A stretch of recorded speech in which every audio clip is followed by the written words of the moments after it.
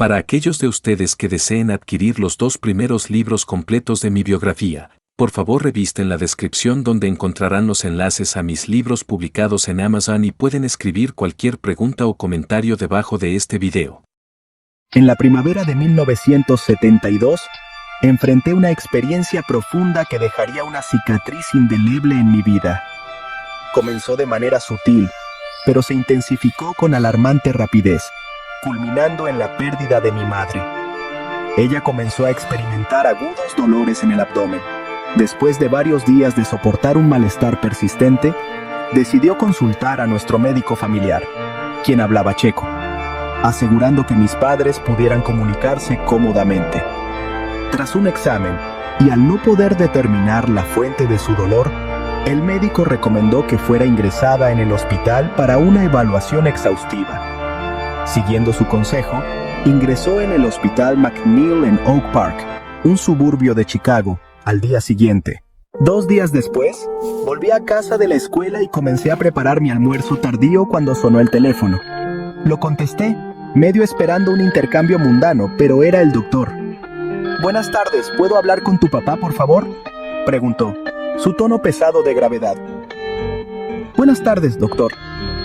Lo siento, pero mi papá salió a trabajar hace aproximadamente 1 hora. ¿Puedo tomar un mensaje?», respondí, sintiendo la inquietud en su voz. «Realmente necesito hablar con tu padre en persona. Te daré el número donde puede llamarme tan pronto como sea posible», insistió. En ese momento, una escalofriante certeza se apoderó de mí. Algo estaba muy mal. «Por favor, te lo ruego, solo dímelo. Sea lo que sea, puedo manejarlo. Por favor», imploré. «Está bien», concedió, su tono suavizándose un poco. «Asegúrate de estar sentado y escucha con mucha atención. Primero, te pido que esto se lo digas solo a tu padre. ¿De acuerdo?». «Sí, por supuesto», consentí, un nudo formándose en mi estómago. «Los resultados de los exámenes de tu madre fueron positivos. Ha sido diagnosticada con cáncer de páncreas maligno. Te recomiendo que la visites tanto como sea posible porque su esperanza de vida es de aproximadamente 1 mes como máximo». Mientras sus palabras se asentaban, una ola de entumecimiento me envolvió. Me quedé paralizado, inseguro de cómo reaccionar. ¿Debería llorar, gritar o golpear la pared? Sentí un torbellino de emociones luchando dentro de mí. «Solo recuerda, no dejes que tu mamá se entere de la verdad sobre su condición. En cambio, intenta mantener su ánimo y alimentar su esperanza de que se recuperará», continuó el doctor. «Sí, doctor, lo haré», logré responder, mi voz temblando. Después de colgar, me desplomé en el suelo, golpeándolo con los puños mientras las lágrimas caían por mi rostro. Lloré y lloré, abrumado por un dolor punzante que nunca había experimentado antes. Mi padre no estaba en casa esa tarde. Ya se había ido a su turno nocturno como conserje en uno de los edificios del centro de Chicago. Pasé una noche agonizante y sin dormir, solo, cargado por el peso de la noticia que tendría que compartir. La mañana siguiente, abracé a mi papá, con las lágrimas fluyendo por mi rostro, y le transmití la desgarradora noticia que el doctor me había compartido el día anterior. A partir de ese día, visité a mi dulce madre en el hospital todos los días, forzándome a sonreír mientras al mismo tiempo reprimía mis lágrimas y ahogaba mi ardiente tristeza por dentro. Las luces fluorescentes zumbaban sobre mí, emitiendo un brillo estéril que parecía estar en desacuerdo con la tristeza que anhelaba expresar. Cada visita era un baile de pretensión. Había perfeccionado el arte de poner una cara feliz, aunque cada vez que cruzaba esas pesadas puertas dobles, se sentía más como una máscara. Allí la vi, yaciendo frágil en las sábanas azul pálido, mi corazón fracturado de maneras que no creía posibles. Su sonrisa vibrante de antes parecía apagada, perdida en alguna parte de la neblina del dolor y la medicación. Pero decidí llevar luz a esa habitación, mirar las sombras de su enfermedad y encontrar la chispa de esperanza que nos guiaría a ambos a casa. «Hola, mamá», chirrié, entrando en la habitación con una claridad que no sentía. Sostenía un ramo de margaritas un poco marchitas, sus cabezas amarillas inclinándose hacia el suelo. Las había recogido de nuestro jardín. esperando que le recordaran las tardes soleadas que pasábamos cuidando las flores. Tonico querido, me saludó débilmente, su voz apenas un susurro. Se envolvía a mi alrededor como una manta cálida, en contraste con el frío que impregnaba el austero ambiente. ¿Has traído flores?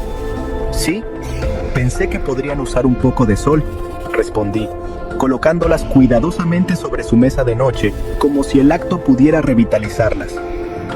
Justo como tú, murmuró, sus ojos brillando por un breve momento.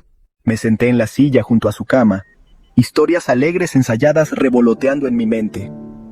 Te sentirás tan orgullosa de mí, mamá. La escuela va genial. Saqué una buena nota en el último examen de geometría. ¿Recuerdas esas ecuaciones en las que solías ayudarme? Me reí, conteniendo las lágrimas que amenazaban con derramarse. Sus dedos se movieron levemente, formando una sonrisa lenta. Lo recuerdo, dijo, su voz una suave melodía que flotaba entre nosotros.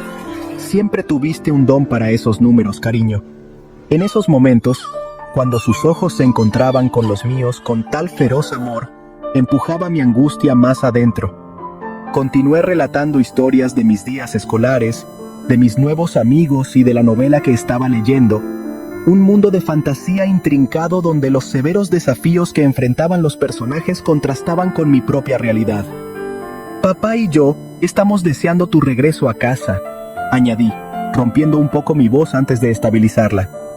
Estamos trabajando en arreglar el jardín para cuando vuelvas. Te encantará. Tenemos tomates y girasoles en camino.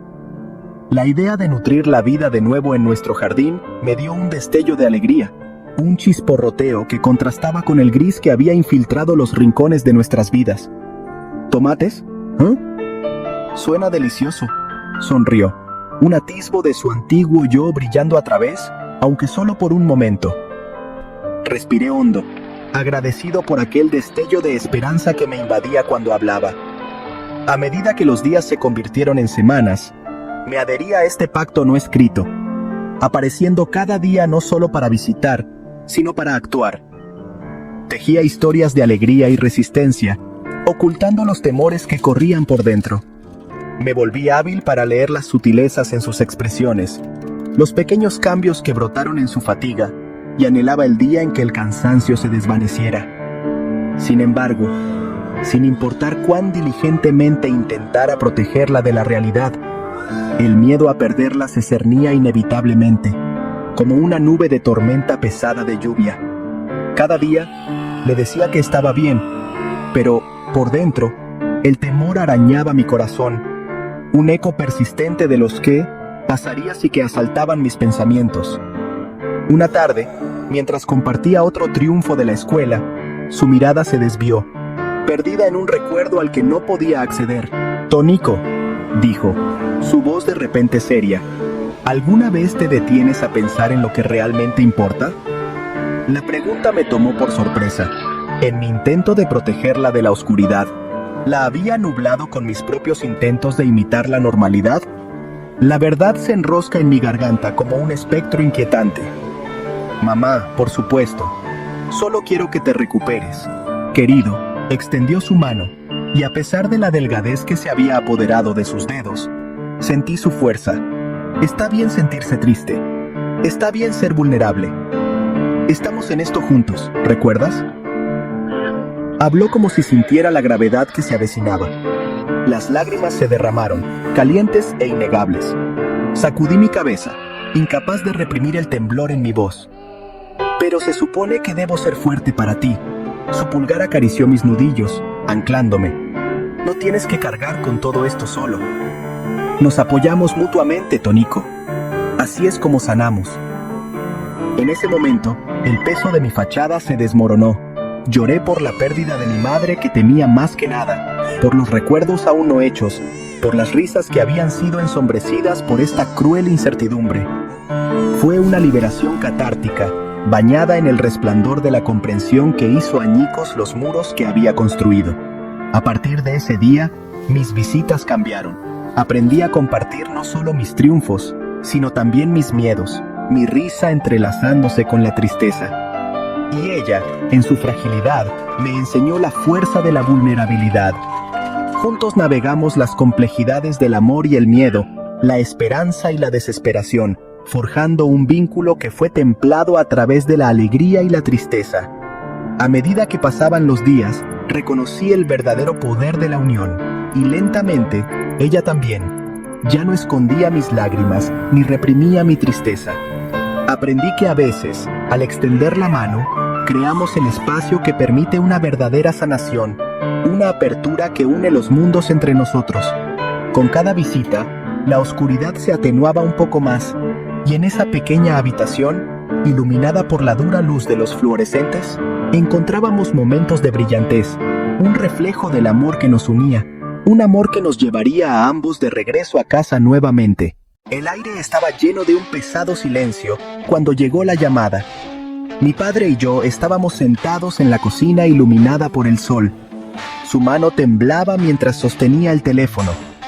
Aunque la voz del doctor era serena, las palabras llegaron como una tormenta. Mi madre había fallecido en las primeras horas de la mañana.